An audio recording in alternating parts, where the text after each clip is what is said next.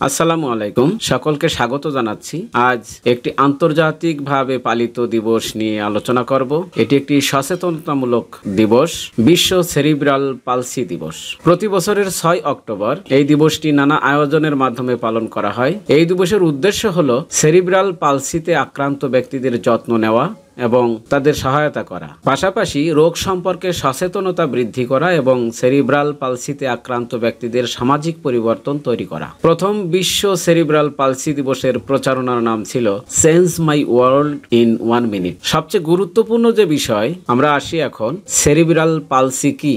Cerebral palsy একটি একক রোগ নয়, বরং বেশ কয়েকটি স্নায়বিক রোগের একটি গ্রুপ যা শিশুর মধ্যে ঘটে এবং স্থায়ীভাবে শিশুর পেশির নড়াচড়া এবং অঙ্গবিন্যাসকে প্রভাবিত করে, যা শিশুকে আজীবন অক্ষমতায় ফেলে দেয়। এটি মোটেও সাধারণ সমস্যা নয়। সেরিব্রাল পালসি হলো গর্ভাবস্থায়, জন্মের সময় বা জন্মের পরপরই মস্তিষ্কের ক্ষতি বা অস্বাভাবিক মস্তিষ্কের বিকাশের ফলে সৃষ্ট স্নায়বিক অবস্থার একটা গ্রুপ। এবার আসি সেরিব্রাল পালসির লক্ষণগুলো কি কি। The disease has a variety of symptoms including vision, speech and learning problems, strength, intellectual disability, epilepsy and partial or complete loss of voluntary muscle movement। অর্থাৎ এই রোগে দৃষ্টিশক্তি, বাক ও শেখার সমস্যা, বুদ্ধিবৃত্তিক অক্ষমতা, মৃগী রোগ এবং ভলান্টারি পেশি নড়াচড়ার আংশিক বা সম্পূর্ণ ক্ষতি সহ বিভিন্ন লক্ষণ রয়েছে। এটি মস্তিষ্ক ও পেশির সমস্যা।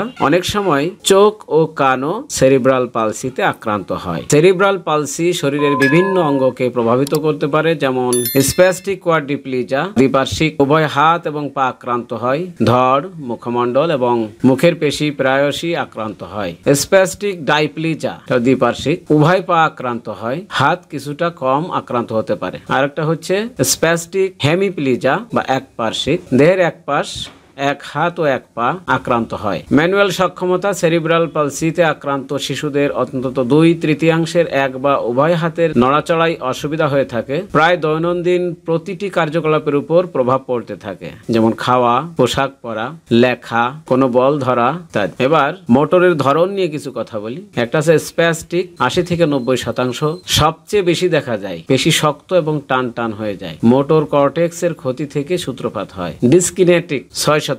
ডায়াস্টোনিয়া, অ্যাথোটোসিস এবং কোরিয়ার মতো অনিচ্ছাকৃত নড়াচড়ার বৈশিষ্ট্য। বেসাল গংলিয়ার ক্ষতি থেকে এর সূত্রপাত হয়। অ্যাটাক্সিক 5%। এর বৈশিষ্ট্য কম্পমান নড়াচড়া, শূন্যে ভারসাম্য এবং অবস্থানের বোধকে প্রভাবিত করে। সেরিবেলামের ক্ষতি থেকে এর সূত্রপাত হয়। একটা আছে মিশ্র ধরন। বেশ কিছু সংখ্যক শিশুর সেরিব্রাল পালসিতে দুটি মোটরের ধরন পরিলক্ষিত হয়, যেমন স্প্যাস্টিসিটি এবং ডায়াস্টোনিয়া। সার্বিক মোটর দক্ষতা। কানাডায় ক্যান চাইল্ড কর্তৃক উদ্ভাবিত gross motor function classification system GMFCS নামে একটি টুল ব্যবহার করে সেরিব্রাল পালসিতে আক্রান্ত শিশু ও তরুণদের সার্বিক মোটর দক্ষতাকে, যেমন বসে থাকা, হাঁটা, 5টি ভিন্ন ভিন্ন স্তরে শ্রেণীবদ্ধ করা হয়েছে। GMFCS স্তর 1, GMFCS স্তর 2, GMFCS স্তর 3, GMFCS স্তর 4, GMFCS স্তর 5। সেরিব্রাল পালসিতে আক্রান্ত শিশুদের বেশ কিছু শারীরিক ও বুদ্ধিবৃত্তিক প্রতিবন্ধিত্ব থাকতে পারে। তার মধ্যে প্রতি 3 জনে একজন হাঁটতে অক্ষম হয়, প্রতি 2 জনের মধ্যে একজনের বুদ্ধিবৃত্তিক প্রতিবন্ধিত্ব থাকে, প্রতি 4 জনে একজন কথা বলতে অক্ষম হয়, প্রতি 10 জনের মধ্যে একজনের গুরুতর দৃষ্টি প্রতিবন্ধিত্ব থাকে, প্রতি 4 জনে 3 জনের ব্যথা অনুভব করে, প্রতি 4 জনের একজনের প্রস্রাব নিয়ন্ত্রণের ক্ষেত্রে সমস্যা থাকে, প্রতি 4 জনে একজন মৃগী রোগে আক্রান্ত হয়, প্রতি 5 জনে একজন ঘুমের সমস্যায় ভুগে থাকে, প্রতি 4 জনে একজন আচরণগত সমস্যায় ভুগে থাকে, প্রতি 5 জনে একজন লালা নিয়ন্ত্রণের ক্ষেত্রে সমস্যায় ভুগে থাকে। সম্মানিত দর্শক শ্রোতা মণ্ডলী, সচেতনতার জন্য এটি একটি অত্যন্ত গুরুত্বপূর্ণ বিষয়। আশা করি ভিডিওটি শেয়ার করার মাধ্যমে অন্যদের নিকট পৌঁছে দিতে সহযোগিতা করুন। লাইক করুন, কমেন্টস করুন, আমাদের সাথেই থাকুন। ধন্যবাদ।